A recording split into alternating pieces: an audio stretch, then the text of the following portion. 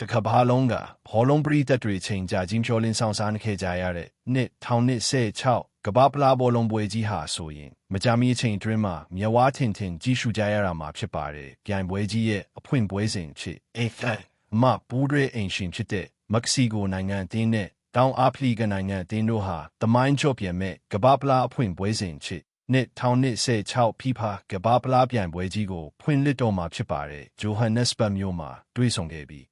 တကူစီဒီရလက်နဲ့နှစ်1010ကဘာပလားကိုစတင်ခဲ့ပြီးဤနောက်16နှစ်အကြာမှာတော့ဒီနှစ်နိုင်ငံဟာအဖွင့်ပွဲစဉ်မှာပဲထပ်မံရင်ဆိုင်ရအောင်မှာဖြစ်ပါတယ်။မက္ကဆီကိုအသင်းအင်ရှင်ပရိသတ်တွေရဲ့မျှော်လင့်ချက်ကြီးမားတဲ့ PR တွေနဲ့အတူပွဲထွက်လာမှာဖြစ်ပြီးတောင်အာဖရိကအသင်းကတော့နှစ်1010ပြန်ပွဲနောက်ပိုင်းပထမဆုံးချိန်ကဘာပလားစီပြန်လည်ရောက်ရှိလာတာဖြစ်လို့အုပ်စု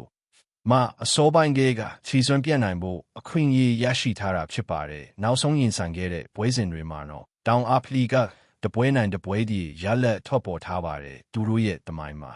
အကျော်ကြားဆုံးတွေးဆုံမှုကတော့နှစ်1010ကဘာပလားအဖွင့်ပွဲစဉ်ပဲဖြစ်ပြီးအဲ့ဒီတုန်း CPV ရှာပါလာရဲ့ပြောင်မြောက်လာတဲ့ဂန်ချက်နဲ့အတူတောင်အာဖရိကအသင်းကဦးဆောင်နိုင်ခဲ့ပေမဲ့နောက်ပိုင်းမှာယာဖေးမာကွက်စ်ကမက္ကဆီကိုအတွက်ခြေပကိုပြန်လည်သွင်းယူပေးခဲ့လို့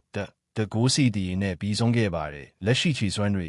မက္ကဆီကိုအသင်းကတော့ယုံကြည်မှုအပြည့်နဲ့ပြိုင်ပွဲတွေကိုဝင်ရောက်လာတာပါ။ခရရှိတဲ့လို့အမည်ရတဲ့မက္ကဆီကိုအသင်းဟာ1994ခုနှစ်ကတည်းကဘာပလားအဖွင့်ပွဲစဉ်ခုနှစ်ပွဲဆက်တိုက်ရှုံးပွဲမရှိသေးပဲ9ပွဲနိုင်နှစ်ပွဲဒီကစားထားနိုင်ပါတယ်။ဒါအပြင်နောက်ဆုံးစားခဲ့တဲ့10ပွဲမှာ6ပွဲနိုင်နှစ်ပွဲဒီဆိုတဲ့ရလက်ကောင်းတွေပိုင်ဆိုင်ထားတာဖြစ်ပါတယ်။မက္ကဆီကိုအသင်းဟာအဲ့ဒီ10ပွဲမှာ9ဂိုးသွင်းယူနိုင်ခဲ့တယ်လို့ပေးကိုမရှိပွဲစဉ်6ပွဲထိကစားနိုင်ခဲ့တာကြောင့်အင်ရှင်ပရိသတ်တွေအနေနဲ့သူတို့အသင်းဟာစိုးရိမ်စိတ်တွေထပ်ပွဲကိုစိတ်ကြိုက်ထိန်ချုပ်ပြီးပြိုင်ပွဲကိုအစပြုနိုင်လိမ့်မယ်လို့အပြည့်ယုံကြည်နေကြပါတယ်။တောင်အာဖရိကအသင်းရဲ့လက်ရှိခြေစွမ်းကတော့တိတ်ပြီးအားရစရာမရှိလာပါဘူး။နေပြဟူကိုဘီယော့စ်ရဲ့အသင်းဟာ3ပွဲဒီနှစ်ပွဲရှုံးနဲ့9ပွဲဆက်တိုက်နိုင်ပွဲပျောက်ဆုံးနေပါတယ်။သူတို့ဟာနိုင်ဂျီးရီးယားအသင်းရဲ့အထက်အုပ်စုထမနေရနဲ့ခြေစစ်ပွဲအောင်ခဲ့တာဖြစ်ပြီး10ပွဲမှာတပွဲသာဂိုးပေးခဲ့ရတာဖြစ်ပါတယ်။တောင်အာဖရိကအသင်းရဲ့ကစားကွက်ကတော့ဝဲအစောပိုင်းမှာတိုက်စစ်ဖွင့်ကစားဖို့မချစ်နိုင်တာကြောင့်လူစုမပြတ်ပဲမက္ကဆီကိုရဲ့ကစားကွက်ရည်တံကိုနှောင့်ယှက်ပြီးတံပြန်တိုက်စစ်ဆင်ဖို့အခွင့်အရေးကိုစောင့်ဆိုင်မဲ့ဗျူဟာကို